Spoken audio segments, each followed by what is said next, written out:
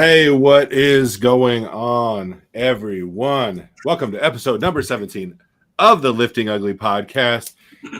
This is indeed a podcast so cool. I don't know if you've heard this news yet. Lifting Ugly podcast is a podcast so cool. The Ice Cube has now officially changed his name to Tepid Water. To lukewarm bottled water. That's how cool And that's this fast. podcast is. That's right. You can take that to the bank, folks. Yeah. My name is Craig. I am coming to you from Grand Junction in Western Colorado from Monument Fitness. And the man to the side of me is none other than Alki Allen, I'm coming at you from the Wild West of San Diego. the shoot 'em up, horse riding, just gunslinging West. Spoiled white kids going to the bar. Yeah. The white kids on the white horse. Exactly. And white horse is like a euphemism for a Mercedes or a Range Rover.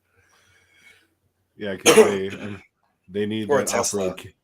They need that off-road capability out there. Yeah, it's all Teslas now. Everything's got to be electric.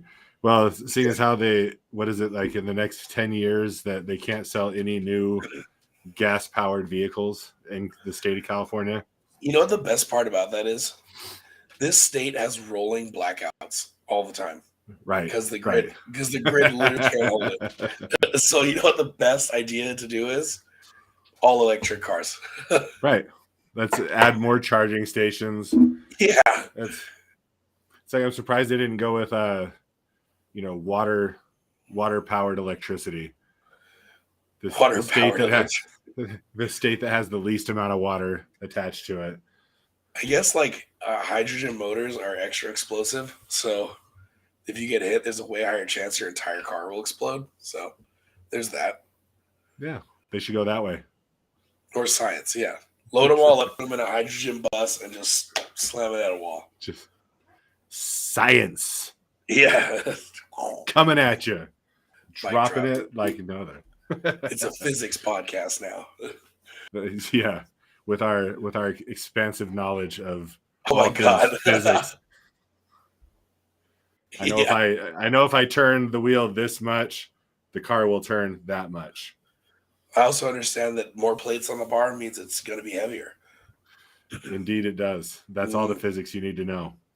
Yep. As long as you know that 45 plus 45 equals 135, that's all you need to know. Yes. That's all the math skills we need in this world. Quick math. Oh, yeah. So how's everything been going for you? Pretty good. That 600 single on the SSB kind of tuckered me out a little bit, so definitely took this week to deload. Definitely much needed. Everything's going good though. Pain free relatively, and we're doing good. Still looking dry, raspy stuff. Throat. Dude, I don't know what it is. I'm drinking water. I don't know. We'll see what happens. Maybe I'm stuck like this forever. Who knows? You're going to have the sexy smoker's voice for the entirety of your existence. I sound like an old white woman from Long Island who just smokes Virginia Slims all day. Awful. Hey, honey, come over here. You're Patty and Selma from The Simpsons. Oh, yeah. but combined. Yep. The combination of the two. Yeah. That is terrible. Yeah. So I had a good deadlift session this week. That was about it. That seems to be the case. Yeah. That's like the one thing I can do that doesn't hurt me. Hey, deadlift specialist. I know. I love seeing the memes. Yeah. It's a great comment. You see that? All the lithium mines. That's right. We got to give work to all the African children. To the batteries that can't be disposed. That's right. And the giant pits that it has to be mined from. But we're here for the environment. That's right. We can't think about those sorts of things. We have to keep it short-sighted. We can't think long term. Yeah. For those who can't see, that was a response to Seth's comment about Oh yeah, I guess lithium batteries. Yeah. And yes, in the mining form, and anyone who all it takes is a Google search, and you'll see the size of the mines it takes to get the lithium out. So It's anyway, wild. not all it's cracked up to be. Not a bad thing. Not a bad idea. I'm not talking shit on the idea of electric cars, but it is far from a perfect idea. It's not the car, it's the fans, The fans of the cars. Yeah. Mm-hmm. Yeah. Anyways, They're deadlifts, how did it go? They're like CrossFitters and vegans. Yeah. Combined into an electric car. Oh god. Oh yeah. Yeah, so deadlifts, I hit 635 for a couple singles, so I was happy about that. God bless. Yeah. And then I dropped down and I did a set of 3 at 495. Yep. Then 405 and then 315. Tasty. And then I did some deficits, and man, my hands hurt so bad when I was done. They were so much volume. Holy crap. They hurt me. Like I woke up this morning and they were all swollen. Like I barely bent my joints. Totally. Yeah. Because you did how many? You did a double at 635, or how many singles did you do? Two singles at 635. And then you hit another three, another 3, and then deficits. Yeah. And then a 3x5 of deficits. Yeah, no wonder your hands are screaming. Yeah, and then it feels like they're like sunburned. They're like all burning this morning. But it's what I needed because my squat day was going really cool. Yeah. I was just hitting 425, and I was just gonna kind of go volume on that day too. So I got done with a set of 10 at 415, felt good. Gross. Racked it, and then I brought my arm down, and my arm just kind of fell my left arm just kind of fell to the side. And so my shoulder was shot from the stupid squats. It's unbelievable. We need to get you a Buffalo bar. I know.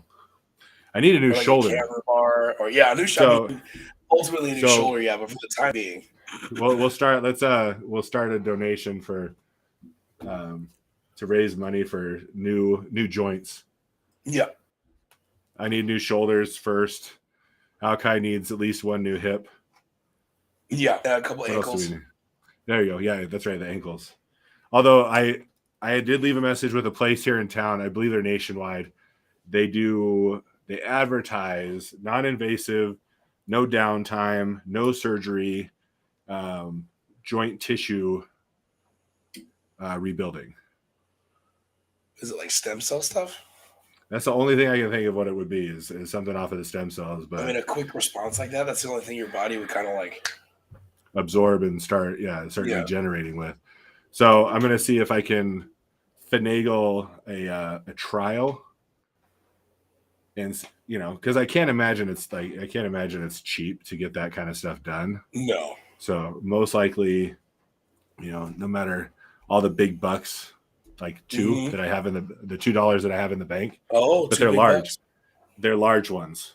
Oh wow! Yeah. Like circus money. It's like a big check. Yeah, the big giant check. One of those in the bank. It's not enough I'm sure, to cover that sort of process. So I'm going to see if I can do some sort of cross promotion with the gym with them, and get some service from them and send people their way if it actually works because. And this shit is driving me nuts. Yeah. Completely batty. I went to bench today. This morning I was benching and just had 315 on the bar. Nothing crazy. Yeah. Going down on the second rep and just heard 3 pops. Pushed it back up, racked it, and I was like, oh, you bitch. I mean, what about the football bar? And so I need to start. I'm going to have to switch back to that and just work on the angles again, and then the SSB. Stop destroying your shoulder. I know. I can't do that. I need to do regular squats. I need to do. I know. I'm not an animal. Yeah, I'm not an animal. I can let me squat and bench like a normal human being again. That's all I want. I'm not asking for much. That's not much at all. No. So I'm hoping that I can put something together with these guys, and I don't know, whatever their deal is, if it's just some injections in each joint. If I could get some tissue regenerating in my knees and in my shoulders, I would be one happy camper. That would be pretty rad. Yeah. I'd be excited. Be excited about that. Oh yeah. So again, I'm gonna try and put that together so that way where I'm broadcasting from here at Monument Fitness, I just realized that I had the white light, the white lights, red lights little thing up on the screen that whole time. Oh really? For anyone new that's watching, that is a game we will be playing later. So with each don't other. Get too. That's right. We'll be playing with each other later for your viewing and listening pleasure. Mm-hmm. Oh, and again, since we have been generating new viewers, especially on YouTube, and then our streaming downloads have increased, which is kind of cool because that's badass. I didn't do anything to promote it through there, but like our Apple streaming has like gone through the roof. We used to be heavy Spotify, and then Apple's kind of some people who have Apple have been jumping on and taking the reins. So anyone who's new, listening, watching, we appreciate you jumping on board. Welcome to the Lifting Ugly podcast. So again, I am coming to you from Monument Fitness. I am in Western Colorado on the border of Eastern Utah. You can visit us on Instagram at monument.fitness or go to the website monumentfitness.com. It's that easy. Easy. We are a fun little facility with some fun equipment. And some fun people. There are some fun people. There are some very interesting people. Yes. And some very aggravating people. Oh, yes. That's very true. Hey, anytime you do anything with the public. Yep.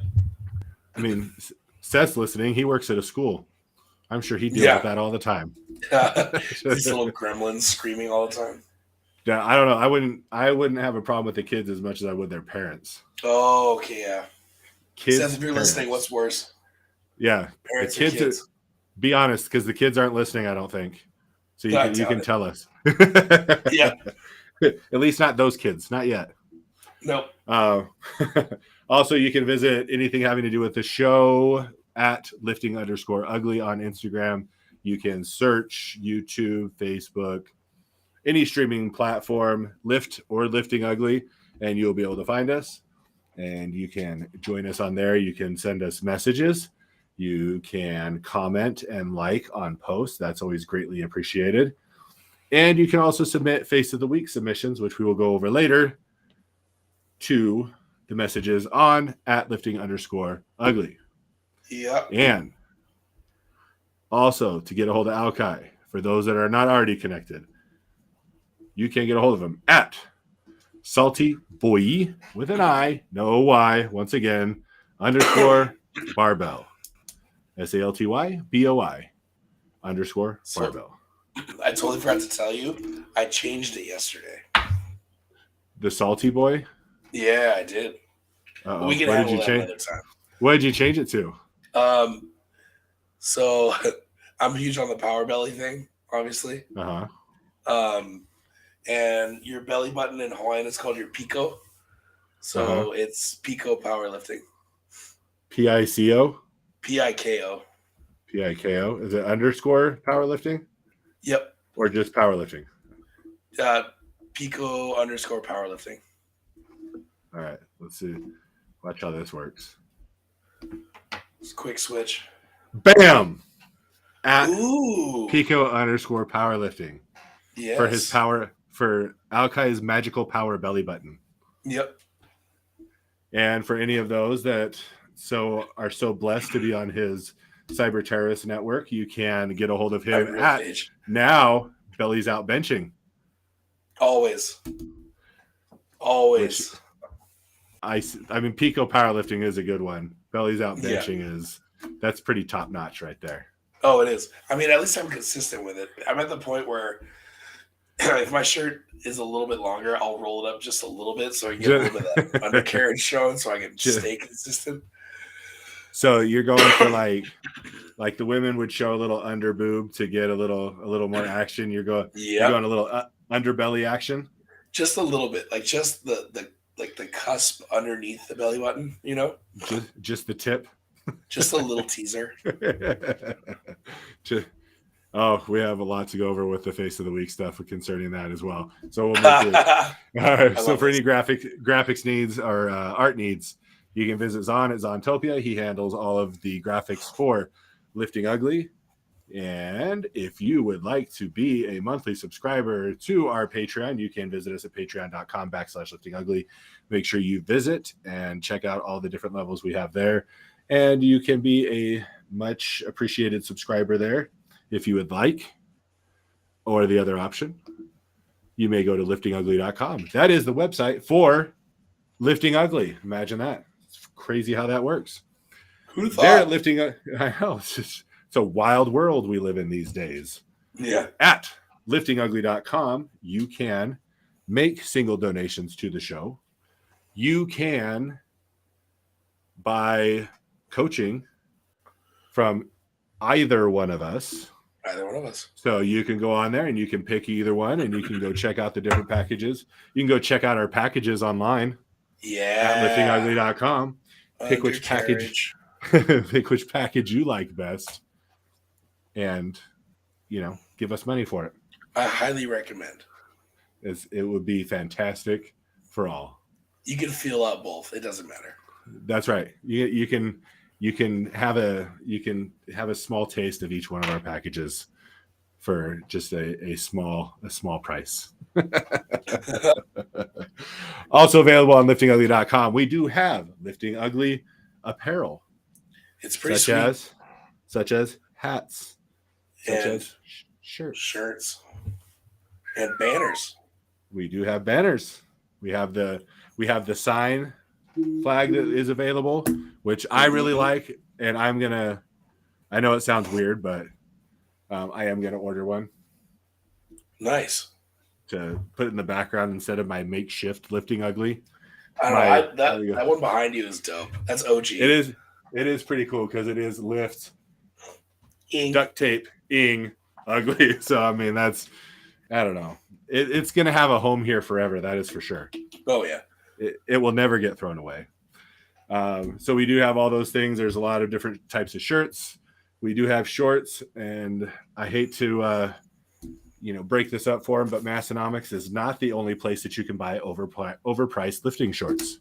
Yeah. Overpriced lifting shorts are also available at liftingugly.com.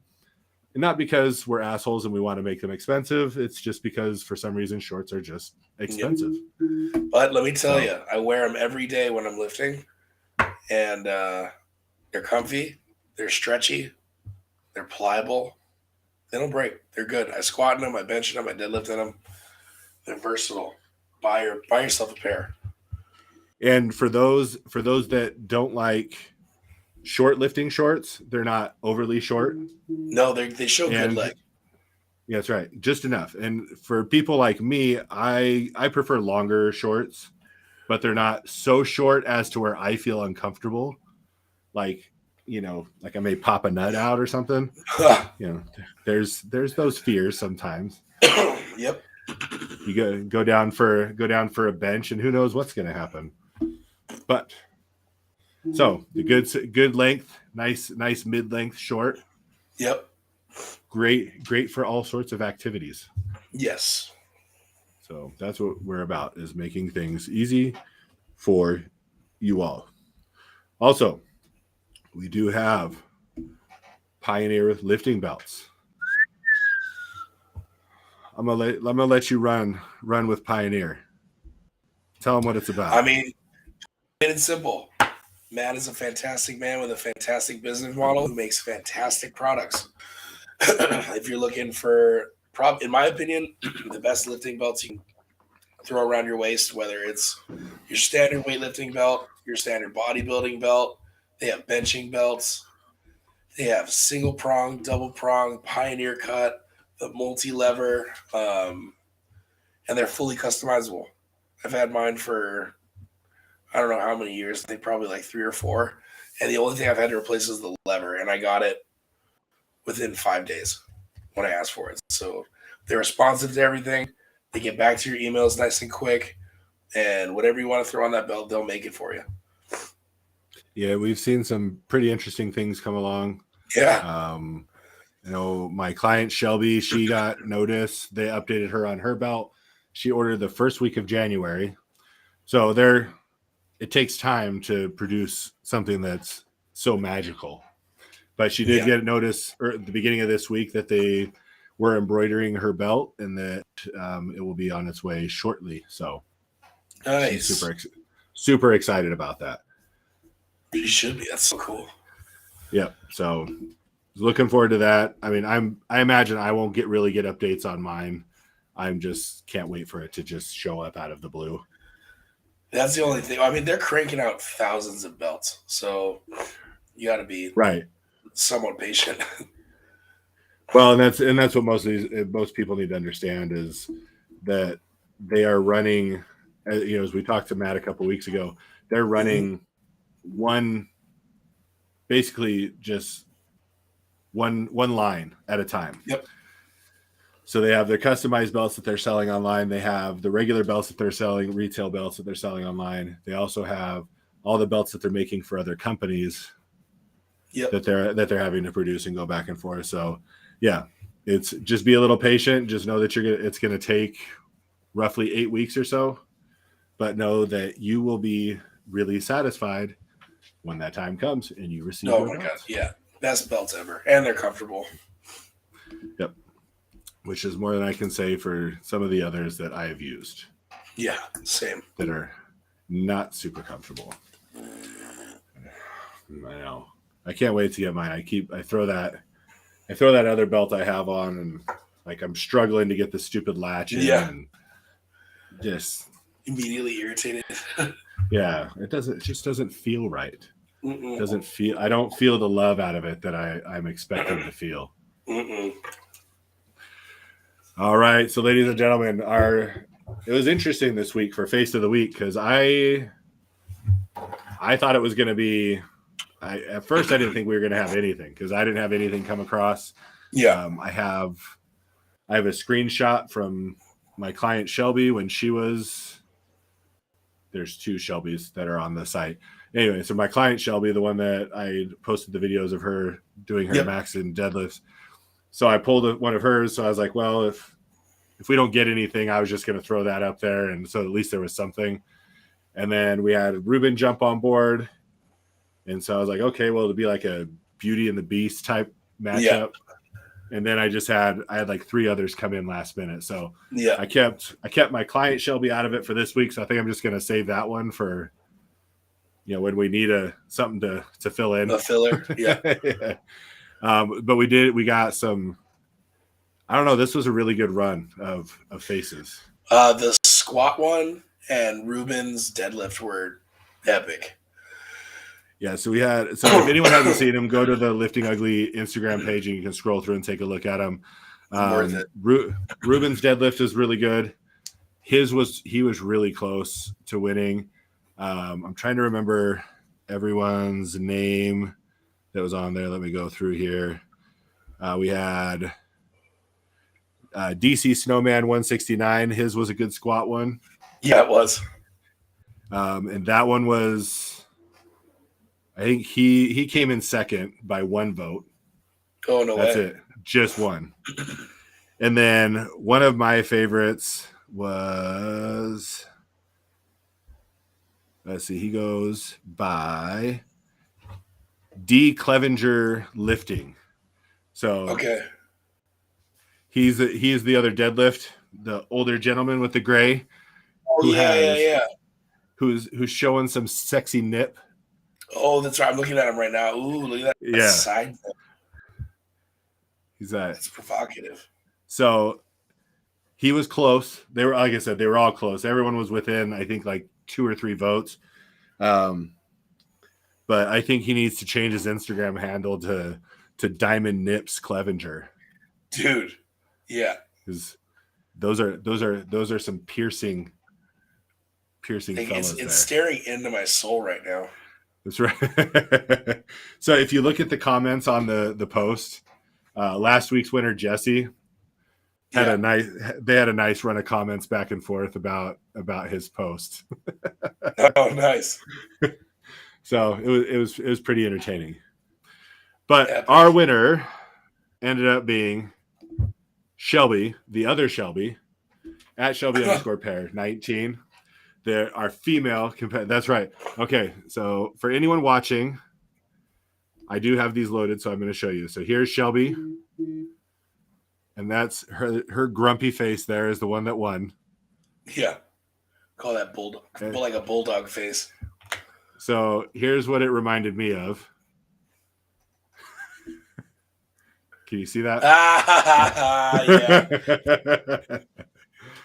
So that is the picture that's going to be posted. Love that.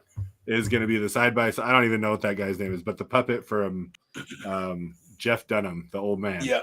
Yeah. They have the same mouth. Yes, they do.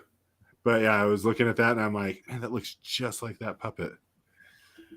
It's such a big frown while they're squatting. It is. It's like most facial structures when you're under strain, they don't really go that direction. No, they don't. I mean, everyone's face is so unique though. Like you can't. I don't even know how you go into a frown like that. That's almost impressive. I mean, we all make our extraordinary faces, so I don't know. We do. They all, and that's what makes this so much fun, is just because the way that everyone's comes out is so different. And I feel like everyone has a different face for each lift. Like my deadlift face is different from my squat face. Right, and then it's day to day. I mean, I've seen a lot of these people. They've submitted, deadlift ones weeks in a row, and it says there's no that consistency. It's a little bit different. It's like the amount of strain dictates what the look is. So on that note, I didn't do it well, and I was going to redo it, but like I said, my shoulder was really messing with me on bench. I was trying to get a downward camera angle to show a bench face. Yeah. Well, and so I put that on the story. Your hat was in the way. But my hat was covering my face. What we need is like a magnet on your phone and then bench in the squat rack. Right. Yeah. Bench. Yeah. So anyone out there, that is our goal now. We want to see bench faces. I'll see what I can do. I'll have Anthony hold his phone over my face while I'm benching, just as a trial run. Yeah. So when he tagged me in that picture of you. Have you benched today? Oh my, yeah, he showed me the comment. Oh yeah, asshole. I was like, I need a bench face, not a bitch face. Yeah, I was like, what the fuck? Bench, ladies and gentlemen. We want your faces while you're. I want to see what faces people make when they bench. Yeah, it's not something you see often. We get to see all the other standing ones. You heard it here first. We just need that.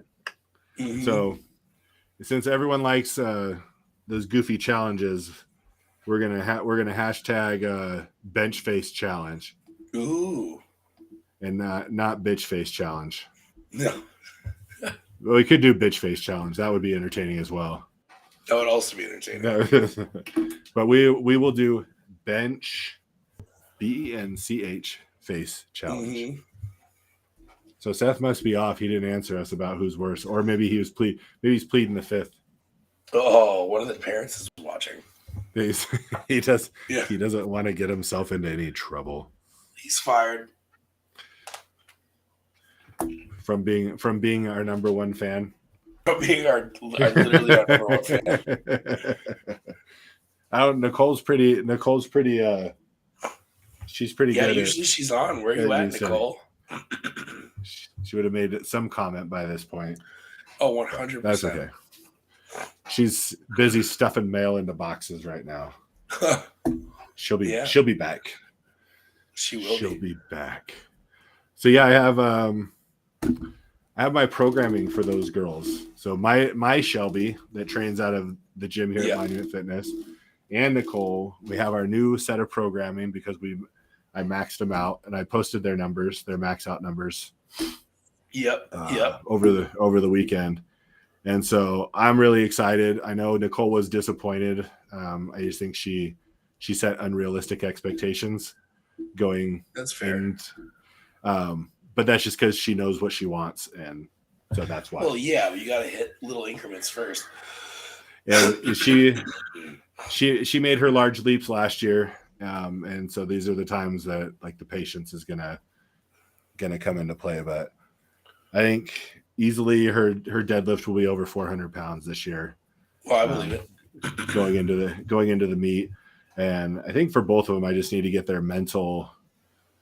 have mental clarity going into their squat. Mm-hmm.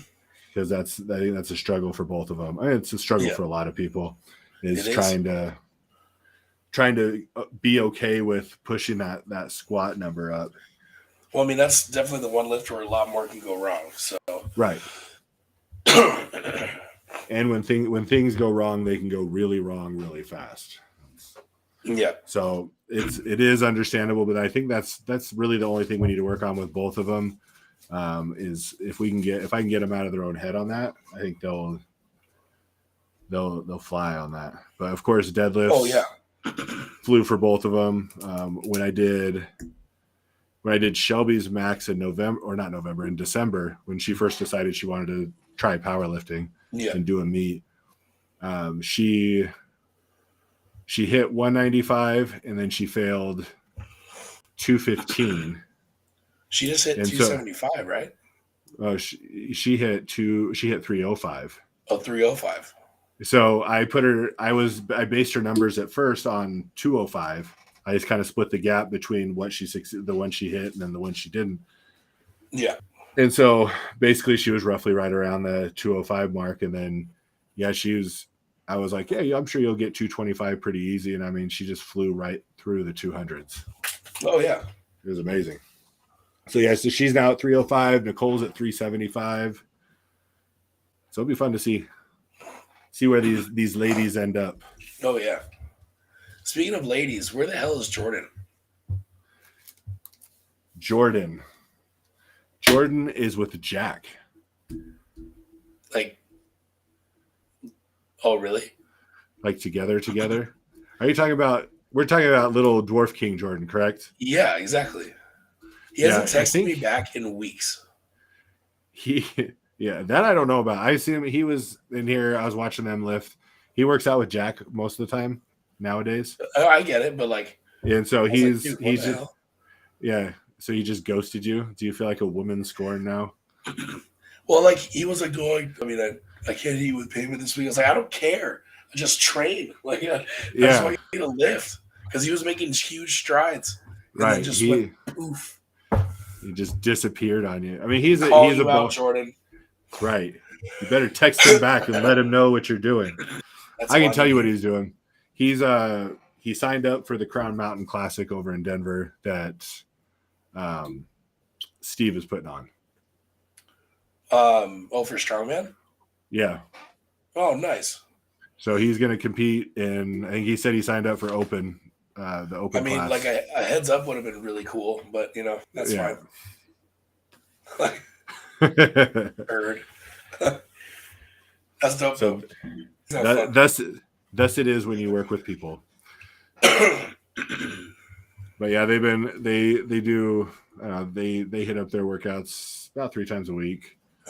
They nice. come in and do their strongy man stuff, and so he's accumulating his gear needed for strong man. Nice.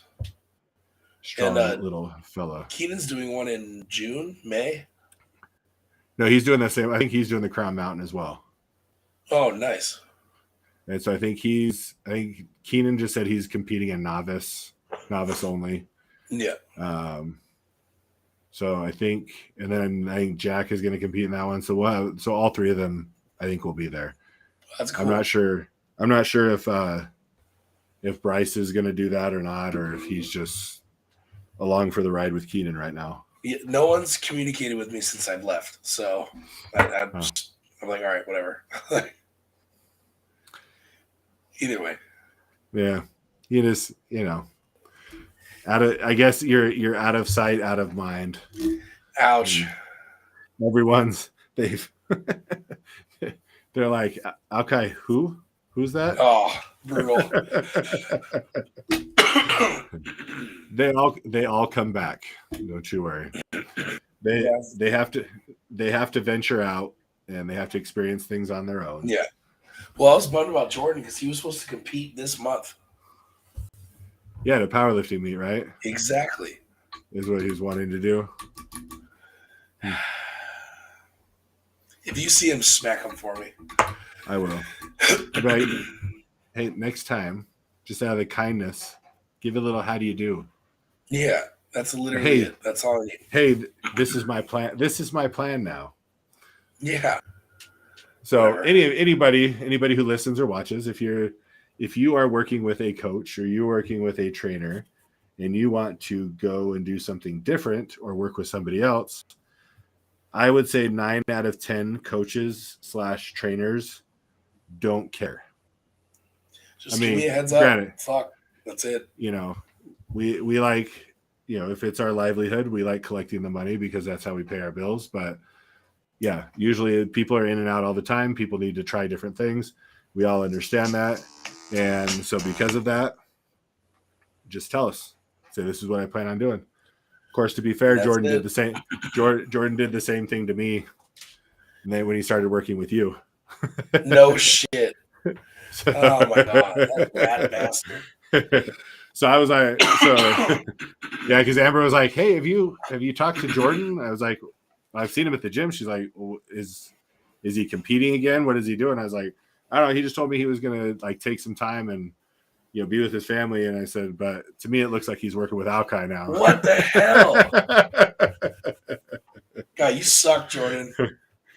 Like I'm not mad. Like I'm like you. I'm not. It's like I'm not mad. I'm just like, yeah. You could have told me. I wouldn't have been pissed. It's like I'd have been like, "What the fuck? You need to stay with me." I've been like, "Yeah, cool. You want to? Go for it, dude. He'll give you some good insight. He'll give you good tips. He'll hook you up." But brutal. We should start calling him Casper. Yeah, that sounds good. Just going around ghosting everybody. Ghost King. Yeah, Ghost King. Oh God, we love you guys. We love all of you. You're also fantastic. Yeah. We're far from perfect, but 100%. It's like any relationship. Communication is key. It is. It really is. To a solid relationship, regardless of if there is any sexy time involved or not. Yeah. And then, also, I posted it out there. I actually didn't mean to post it on Lifting Ugly, but I did. If my daughter does listen, or if she's listening, I want to congratulate her. She did get accepted into the University of Utah. Yep. Very, very, very proud of that. That is something so dope. I know I posted on there that this is what she's talked about since she was 3 years old, but she is literally since she was 3 years old. Her sister was in the hospital at Primary Children's at the University of Utah. Yeah. And ever since that time, she has said how much she wants to go to the University of Utah. So she got called by the recruiter a couple days ago and told her that she's been accepted. So she's waiting to hear about any scholarships or anything like that she may be able to. What program does she want to do? Funny enough, as it relates to today, she wants to go into psychology with a emphasis on social work. Okay, so like a counselor kind of thing? Yeah, but she'll be, instead of like a certification, she'll actually have a psychology degree. So she'll be able to do actual work and not just, knowing her, she'll take it a step farther too and maybe go for like a PhD. Yeah, when she gets, if they make it difficult enough for her, then she'll keep going. If it's too easy, if it's too easy, she'll mess around and just kind of coast through it. Yeah, because that's the part of her that is me. It's like, this is really, this is really easy, so I'm not really going to do anything. I'm just going to sit here and I'll write a couple things just to get by, and we'll call it good. But Yep. I imagine at a university level, you can't really get away with that kind of stuff. I don't think so. I mean, and she'll do good. And if she doesn't like it, she'll end up going somewhere else for secondary school or something like that. So she'll do just fine. Yeah, she has. I mean, she's like, well, I was going to apply to CMU too. I'm like, that's like logistical. I was like, CMU will take you because you're local. Oh yeah, totally. And so her only thing that she's waiting on is to see what kind of grants and scholarships she can get to see, if she can afford it right away or if she needs to take like a semester or something and work and delay between them. What I did was community college first and then went to CMU after. Right. To get a lot of like the garbage classes out of the way. Yeah, and so I think it was half the price. Yeah, that may be her idea is to kind of hit CMU for a semester or a year, and get some of that out of the way, and then take the acceptance into the University of Utah. I mean, after it wouldn't that, be a bad idea. It saves a little bit of money, and but I told her, I was like, she needs to get away from home. She needs to. That's fair. She needs to go experience life outside the nest. True. See, I wasn't ready to leave home yet, so our last name is Bird, so that makes sense. She fly away, young bird, fly away. Yeah. You weren't ready to leave? No, I was not, and thank God I didn't because I was dicking around, not doing shit. So, yeah, the community college was a good route just for me to get my stuff out, and I could still kind of do my thing. And then once I got my associates from there, I went to CMU. Let you grow up a very tiny bit. Oh, I needed it. Yeah, I didn't like do anything in high school. So the beginning of college is when I was like skipping classes to smoke and surf and drink and you know what I mean. So 18 was my year. Yeah. So your thought process was, now that I'm old enough, and now that I have to pay to go to school, yeah, I'm gonna start messing around now that it's costing money. Yeah, exactly. Love it. I did it on the government's dime. Good. And I went to a year of community college, and I think I went to 2 English classes, and I was sitting there and I'm like, I'm paying for this shit. And so my thought was like, I didn't go to these classes when I was in high school. Yeah. But now I'm gonna pay to go to these classes. I was like, screw that.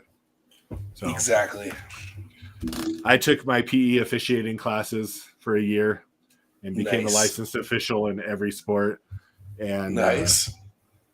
I mean, not that it carries over to this day. That was 24 years ago, but at one time. And so I went for a year and I got all that done, and then I pieced out and I went back to get my EMT about 8 years ago and 10 years ago. And then that was all the school I could handle. I don't blame you. It's not fun for me. I don't enjoy it. But on the note of not the daughter enjoyable. going into not enjoyable, and psychology, which is also kind of not enjoyable, and just everything I guess both of us have been dealing with for quite a while. Yep. I was talking to a client this morning, and we were talking about kind of the depression and the psychology that kind of is around dealing with an injury, and really in any athletics, but specifically because we do have lifting in the title of our podcast, we'll gear it specifically towards lifting. Yeah. So in your experience, as you've become injured, kind of what is the psychological process that you go through during that? I immediately think, okay, what could have been the main causes? So I immediately start breaking down my entire week. So let's say let's say the injury was on like a Thursday or a Friday, I start breaking down my whole week of, okay, how many hours did I work? How many hours did I sleep? How many gallons of water have I had? Did I have enough meals? Was I eating properly? Was I recovering properly? Did I have enough downtime? Did I have too much downtime? So from that immediate perspective, I kind of start to maybe not overthink, but it's almost like an immediate, like, all right, before I get pissed off that I'm injured, what can I do for the oncoming week so I can prevent this from happening again? So, and depending on what kind of injury it is too, like I can always tell when there's like a snap or a pop, like in my lower back with this last deadlift thing. I can always tell it's like it's a not enough sleep, not enough water. And when I know like something isn't going to move off the ground or it's moving slowly or whatever, that's more of like a calorie and not enough eating thing. So, oh yeah, and so before I start getting absolutely distraught that I'm going to be training not how I want to be training for the next couple of weeks, I immediately go back to the drawing board and think of what I could do better. So it kind of makes it more like a learning experience than a I'm stuck again and blah blah blah than the woe's me crap. And then once once I kind of get through that, I mean, I'm irritated, I'm pissed off, I'm sad, especially like if I'm out of season and I'm like 14 weeks away from a competition or however long it is, then I'm not too salty about it. But let's say we're in that last month or we're in that last 2-month period, that's when I kind of start freaking out. Just because it's kind of crunch time in that aspect. And the last thing I want to do is go into a meet feeling beat up because I know I'm not going to really hit what I want to hit. Or I go in, hit the number, and crumble and get injured even worse. And that's when like the whole mental thing starts taking over again. So regardless of, let's say I go into that meet a little beat up, but I did everything perfectly, food, water, and sleep wise, I'm still going to have that thought in the back of my head that's like, all right, you hit a lesser number in training and still got injured. So that immediate like shit, it's going to happen again. It's kind of like that looming thought that kind of just doesn't go away, which is honestly more irritating than anything else. Cause at the end of the day, you'll more than likely you're going to do just fine. Right. Yeah. Right. So because like I always find, and when I was talking to my client, I was like, I've had stuff happen in my life that would cause lots of emotions and whatnot to take place. Yep. But the times that I felt like probably my lowest forms of like being like in a depressed state have been with a chronic injury. Yeah. So like when a back won't heal, when the shoulders just won't get right, it really, I find myself in like this overly depressed state where I'm trying to, it's a woe is me, this shit is never going to get better. What am I doing all this for? Why should I, poor me, wah kind of shit. And so then I was looking at like, basically it's the same with anything that, any traumatic experience that you go through, which it gives you the 5 stages of grief. Yep. Which I don't know that we hit all of them, but I would say that because the 5 stages of grief, for anyone who doesn't know, so you have denial, anger, bargaining, depression, and acceptance. I'd say the only one that I don't really ever go through, it would be bargaining. Because and then what would be your form of bargaining then?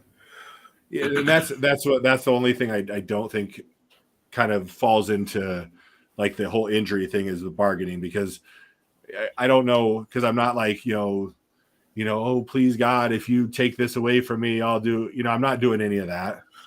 Yeah. Yeah. So like I like denial. I've done that many times where I'm like, nah, screw this. I'm going to go for it. I'm pushing, this injury isn't going to hold me back. I'm going to push my numbers anyway. Yeah. And I always lose every time. I mean, like, that's totally fair. I'm trying to think of what my denial would be. it's not really like I sit and ignore it. It's like that you're benching or squatting or deadlift, whatever. It can be whatever movement, it doesn't matter. And you feel that pop or that little like explosion in your back or whatever. I immediately stand up and go, fuck, this can't be happening again. Right. Or, some sort of rendition of that. So it's not really like a denial thing. It's like a God damn it, I can't believe this is happening again. Well, how many times when that happens do you try and lift that or something, a different weight, just to see how bad it is? For deadlifts, like if I feel like a pop click in my lower back, I'll give it a minute or two. I'll stretch. I'll roll out. Take the therapy gun. Try to blast the area a little bit, and then I'll try and hit the same weight again. And if it moves fine, then I'm like, all right, whatever.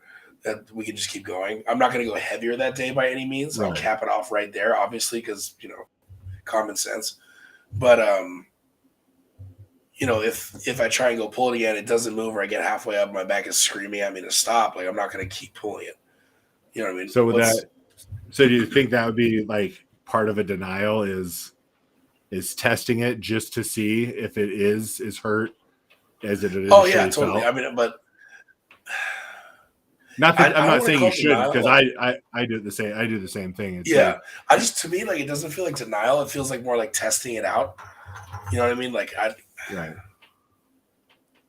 So maybe that is denial, but that's why I wasn't sure if it's because I'm still recognizing that there's an issue there.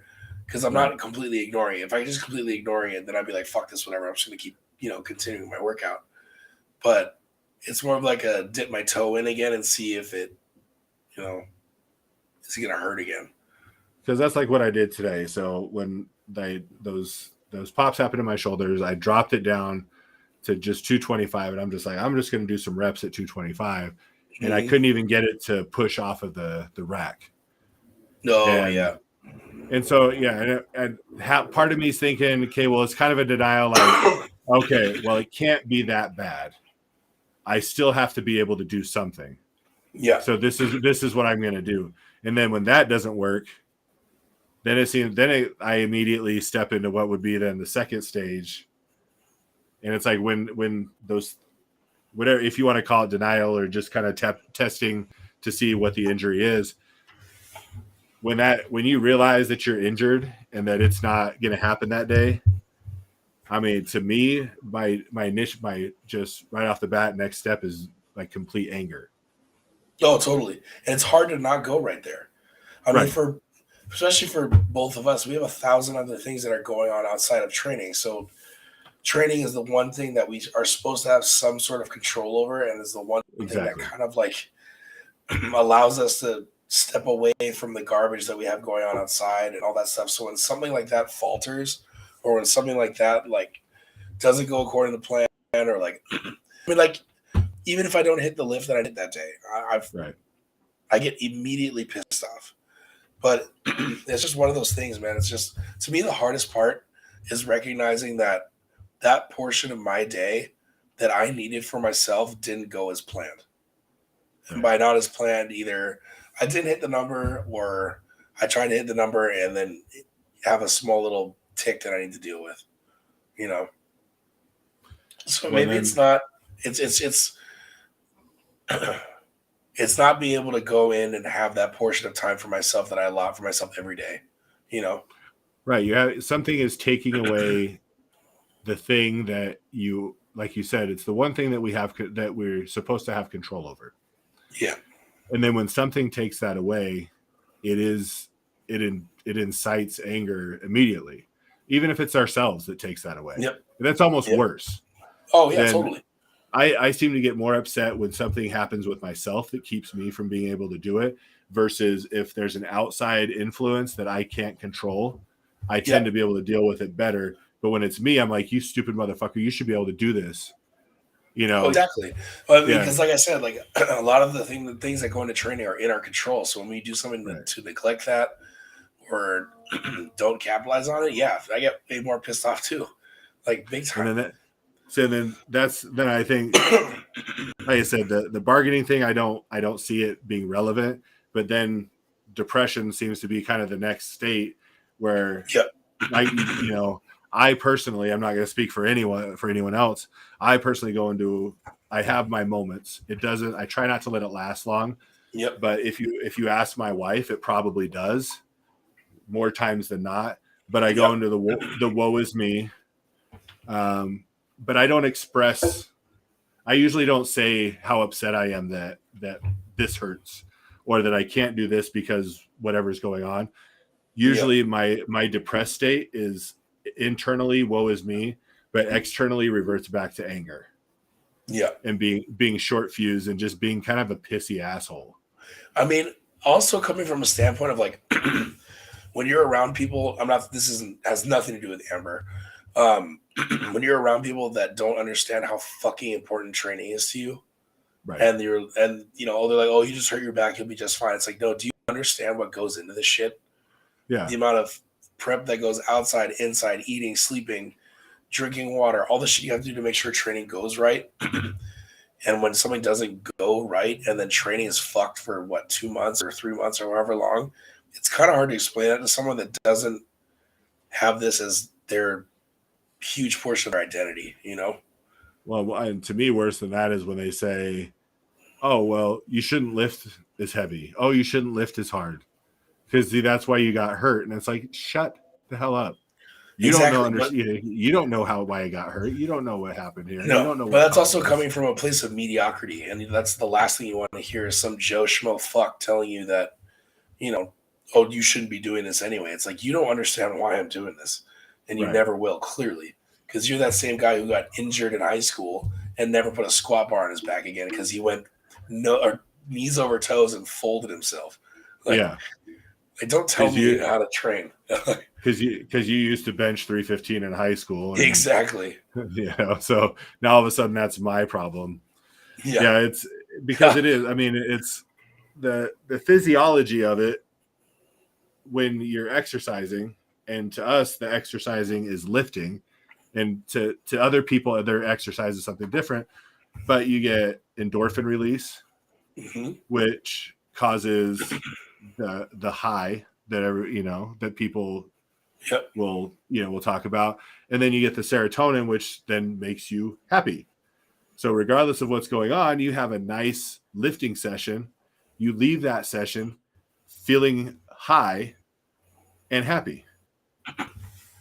And if something takes that away from you, the exact opposite of that is depressed and angry. Oh, exactly. And this isn't like a spiel, of lifting is better than any other hobby or whatever makes you happy. No, this is for anything. I mean, it could be tennis. It could be fucking whatever you decide to do in your free time that you put effort into that makes you part of who you are. Any little injury or thing that comes along with it sucks. Because then that one thing that makes you happy is not going to be where it needs to be for a bit. It'd be like if you're a concert pianist and you break a finger. Yeah. Right? Or you start developing arthritis in your hand. I mean, then that limits what you love. And even though it's not technically like it's a physical activity, but it's not a what you would consider a normal physical activity. No, but it's something that brings you joy. You still get the same chemical releases in your brain that you do, that the runners get when they experience their runner's high, that the lifters get when you hit that PR. Those are the same feelings that everyone gets when they're doing what they enjoy doing, regardless of if you make money doing it or not. It's what you enjoy. It's what you need. And I know we've talked about it before. When that gets taken away from you, it's one of the worst things ever. Yes. And so it does cause that depressed state. And then the hardest one to deal with would be the acceptance for me, because then that means that you have to accept the fact that you have to take a step back and rehab. You have to lighten weights. You have to, go through the physical therapy movements. You have to do all those things to try and repair yourself to get back to where you once were. Yeah. I mean, the only positive I can think of coming from that is, learning how to diversify your portfolio. From a coaching standpoint, when you have somebody that's, can't do X, Y, or Z because it causes them pain or they get injured from this, it allows you to, as a coach and a lifter, to work together and figure out what works, what doesn't work, how do we approach this beast differently. And how do we keep those rehab movements in and use them throughout the entire training block, however long you want to use them, to make sure that it doesn't happen again. Right. So that's the only thing that I can think of coming from an injury standpoint of like, there's a lot to be learned from it, from not just, the mental and the emotional part, but the actual physical portion too. You're allowing yourself to learn how to, like, if that injury or whatever starts kind of showing itself again, or that pain starts coming back, you know how to nip it ass right there. Well, that becomes a big part of the acceptance, is learning from the experience to either make sure it doesn't happen again or make sure that it doesn't happen as bad. I had that back injury that took me out of a competition or out of a meet that we were all going to do. It seized me up for about a month and a half. And so during that time when I couldn't get my back to release, I spent my time looking at how to PT. Yep. My specific. So I was targeting, I had to target what my issue was. Like, where was my tightness? What was the origin of it? And then I found through, searching and studying and looking at different things and trying different things, I was able to find how to release. Basically, I had to release my hips. Yep. And once I released my hips, it released a little bit more of the lower back, which then I was able to finally go to the chiropractor and actually have them do something to reset me. But now, because of that, every time I go in to do my deadlifts or my squats, I have a series of active stretches that I do. I have warm-up movements that I do every time, because those are the things I learned during that process that helped me get away from the injury. That is the best example, period. And that's the biggest difference between you and I, or somebody that just, the same dude who fucking got hurt in high school. You wanted to find a way to make it better so you can come back stronger. You actually applied yourself and learned how to do things, on your own, which is fantastic, because you've taught yourself how to climb up out of the hole, which is huge. Right. That's the biggest difference between people that go to just work out and people that train, Right. Well, and me being somebody who, and you as well, people that coach other people, that train other people, I don't want to just be told by somebody, here, this is what you need to do. If I can figure it out, if I can go through that process and figure it out, then to me, that helps me help somebody else that much more than just going to a physical therapist and they're like, okay, do this, do this, do this. And okay, well, yeah, maybe that works, maybe that doesn't. But if I have to go look and research all these things, then I found that I learned a whole lot more in the process. Well, and then it sticks to you a lot better. Recovery. Right. Well, that was the cool thing about Shayla, man. Is like, I would, I'd go in and be like, okay, this is what happened this week. And then she would go, okay, what do you think we should do about it? So it was, obviously she's going to have the answers at the end of the day, or there were those few occasions where I kind of taught her something, which was out of bounds, because that woman is so goddamn smart. It blows my mind. But it was cool. It was a brainstorming collab. It was like, okay, your pronator, your rear delt, and your lat are at their origination point suck. They hurt anytime you do a pushing motion. What can we do to, alleviate any of the pain while still performing the movement? And we'd sit down and brainstorm movements that would work. What didn't work, we try this, we try this, we try this. So it was kind of cool to have that almost like mentorship with someone that knows how to heal the human body, because I saw her once or twice a week for forever, and she's a huge proponent to why my body is still intact right now. So I guess, to any advice to anyone that's listening, find yourself a very educated, not just chiropractor, massage therapist, someone that wants to get to know your body, right. Someone that is very, very in tune with how the human body is performing. Well, it's a lifesaver. To become a chiropractor, in all honesty, is not that difficult. All you have to do is basically stay in school. And then to become a massage therapist is even easier. It's a 9-month course and you get a certificate. But to be good at those, you have to be somebody who knows the human body, cares about how it functions, and actually cares about the people that you're working on. And like you said, and like she does, it's, okay, well, what were you doing? Where does it hurt? What do we, what plan of attack do we need to, and instead of, and I mean, training is the coaching people is the same way. It's not any, there's a lot of people that can write a program. Mm-hmm. Here's your program. Here's everyone's program. It's all the same. Do that. But to be able to cater the program or adjust the program or adjust the nutrition, to adjust those things per person because you care about their success is the difference between their success and their failure, and your success and failure as well. And so the more we can learn, and so anyone out there, even if you're not interested in teaching anybody else these things, to learn them for yourself is going to be invaluable. So if you go to a massage therapist, you go to a chiropractor or a physical therapist, when you're there and they're telling you to do this or do that, ask them why, so that they can tell you what it's doing for your body. Because the more you understand that, the more that when those things do start to creep up on you again, you can kind of get a better handle on those. Yep. And you can get a hold of it, and you can rehab it before it becomes as serious of an injury as it might in sometime in the future. Mm-hmm. And then, so after all that, then, you know, and then there's just some injuries that are just injuries, and they need to be fixed. Yep. And that's where, like, me personally, that's where I'm at. And a lot of what I have going on is it's just stuff that needs to be fixed. And so it's me taking the time, going to see the people I need to see, making the moves I need to make, and listening and doing those things so that eventually I can get somewhat back to normal. And then that comeback feeling is just, you can't beat that. Right. Like, that was, you know, that huge wave of emotion that comes over you when you hit a new PR after you were broken all year, whether it was, mentally, emotionally, or physically, you were hurt, you were, dealing with shit that made your cortisol levels insanely higher. You had an entire year that was just absolute fucking hell, That's why, like, that, there's two instances that I can think of that really stick out.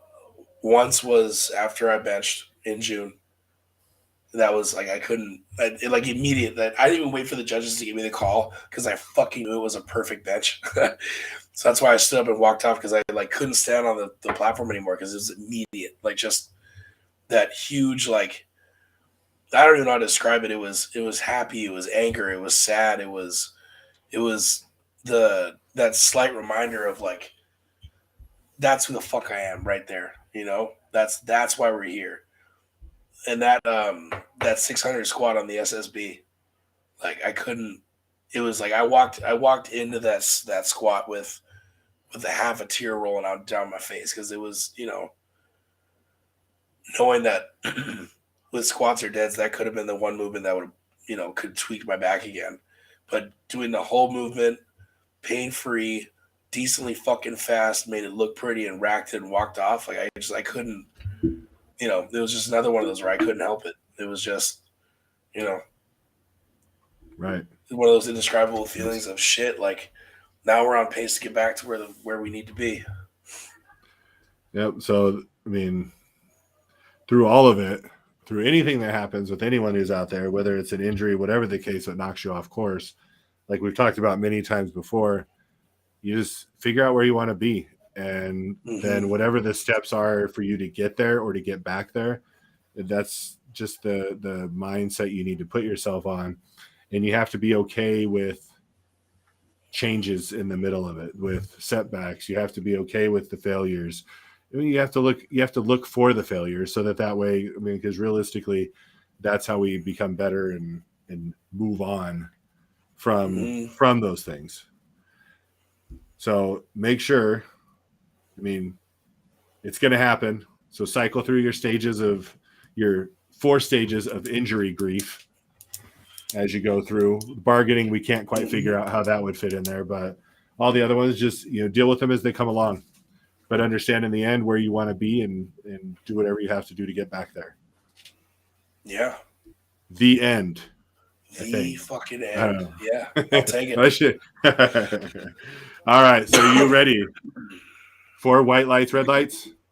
I believe so. All right.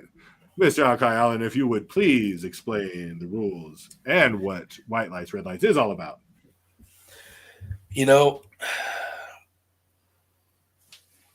the best feeling that I can think of, you just performed an outstanding lift, whether it was squat, bench, or deadlift. You gave it your all. It was an RPE 10. It's now in the books because you got 3 white lights or 2 white lights. You got a passing score, making your lift official. And sometimes you walk up onto the platform and you don't do so well. Sometimes you drop the bar. Sometimes the squat will fold you. Sometimes you get stuck in the hole. Sometimes the bench just doesn't come off your chest, or it gets halfway up and it decides to not move anymore. Unfortunately, you will receive red lights on the board, whether it's 2 or 3 red lights showing, that is not a passing score, or 3 red lights and it just was a clear.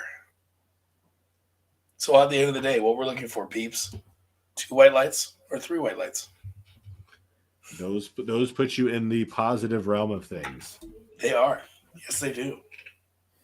All right. So first on the list is salsa. Oh, dude, 3 whites. Okay. Hands down. We're gonna have I love salsa. we're gonna have time to go back through just in case at the end of this you change your mind. Okay. Wait, you talking about dancing or the food?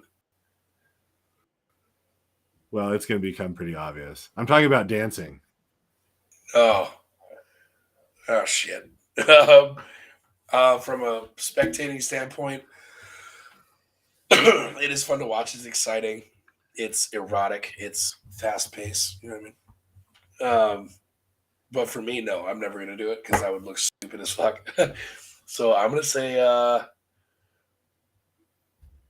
I'll say, God, the chicks are so hot that do it too. Let's do let's do 2 whites and a red, and the red being from a standpoint that I wouldn't do it, and the 2 whites being from all right, I respect that. I have a feeling that most of these are going to get like the same score, but okay, still, because like I think they're all like I like all of them. I think they all have their place. Yeah. So the second one would be jive. Jive. Yeah. You talk about like white people dancing? Well, I mean, jive, like white people do jive. It didn't originate with white people. That's like most things, though. Didn't originate with white people. Adopted it, and ruined it. Right.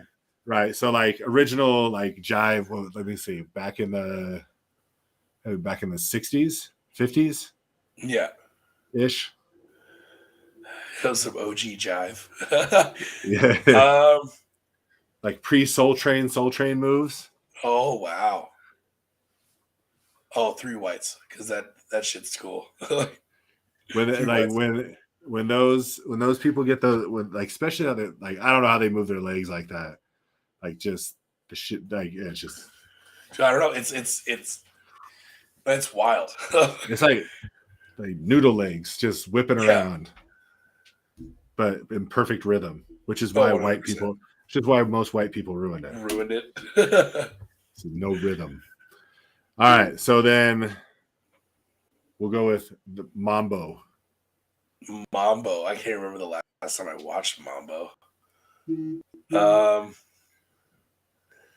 I guess I'll give it 2 whites, just for the culture. How you get 2 white lights? Yeah, I'll give it 2 white lights for the culture. It's got the, it has the. To me, that kind of has like a salsa feel to it. Yeah, it's just more structured. Yeah, not as free flowing as. Not as loose cannon. Yeah, the one downfall, and then the last one is super easy.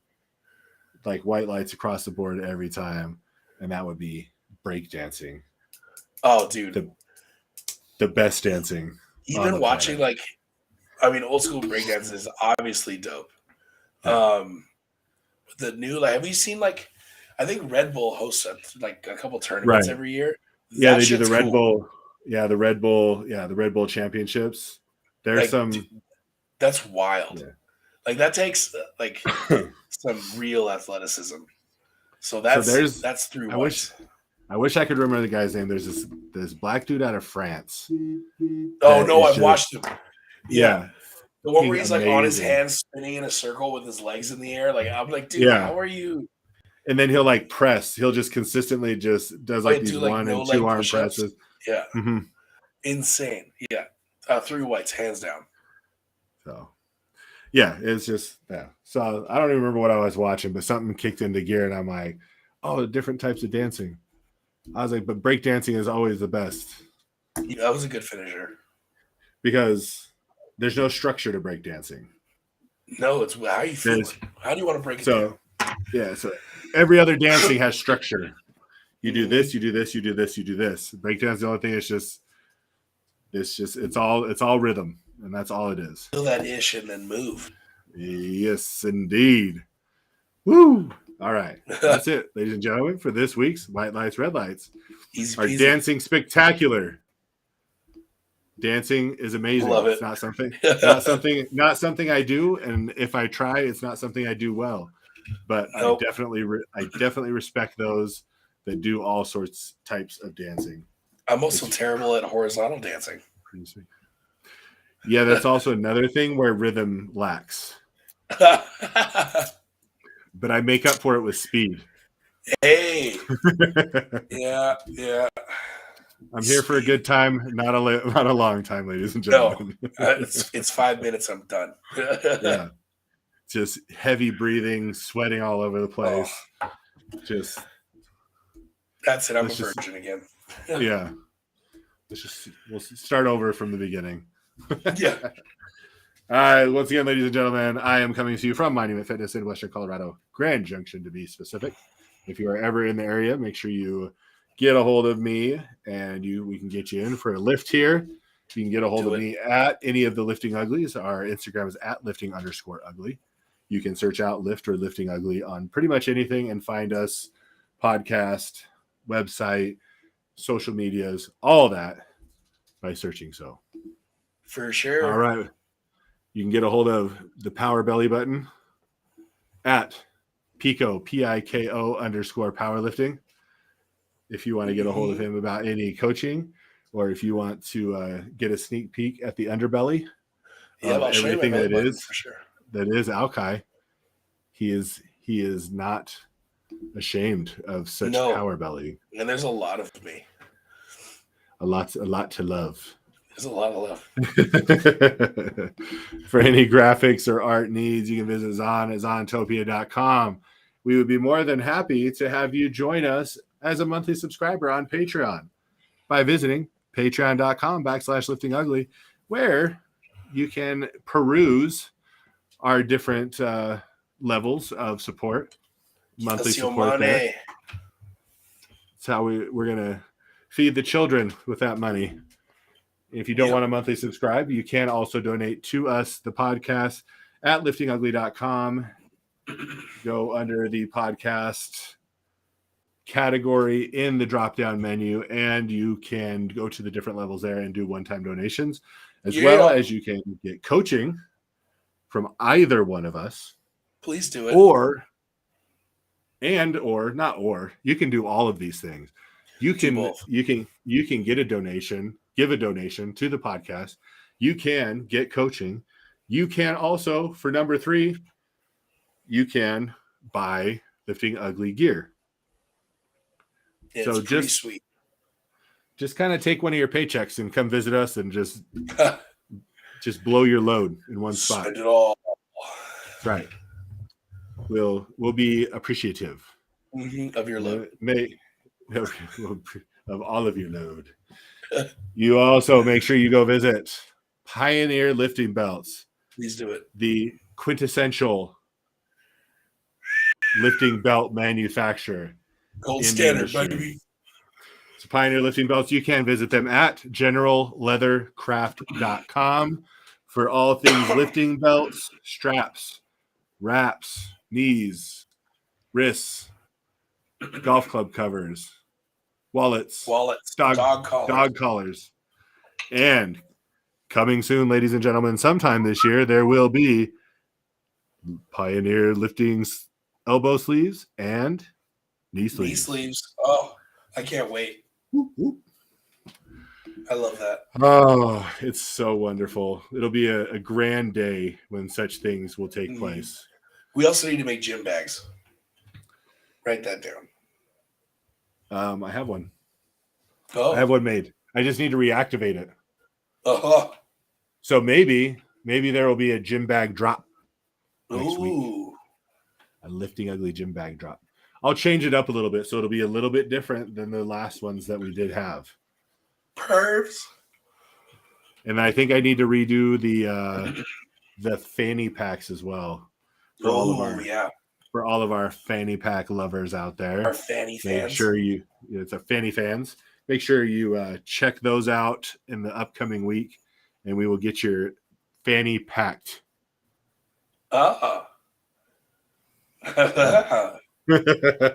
Big fan. Big fan of fanny packing. Yes. Ladies and gentlemen, we thank you for joining us for episode 17 of the Lifting Ugly podcast. If you didn't catch it in the beginning, you have to remember that Lifting Ugly is a podcast that is so cool that Ice Cube has changed his name to Tepid Water. That's how cool. That's how cool this is. Tell your friends, like, comment, subscribe, all those things to all the streaming stuff that all helps us get out there more and helps spread the love to everyone in the world. We want to share with everyone. Boys and girls, ladies and gentlemen, we will see you next week. Thank you for joining us, and we're out of here. Peace. Oh, no. Flat lip, belly tuned up. Yeah. I pay my dues, refuse to lose, so fuck the blues. Ain't your bad news, you can trip if you choose. While I sip booze on a 7-day cruise in Louis Vuitton shoes with floozies by the jewels. The good life, talking about the good life. Live it up for a little while, then go to the hood to get a good wife and settle down. But for now, I'm studying down, refuse to allow myself to live foul like when I was sniffing pals. Still got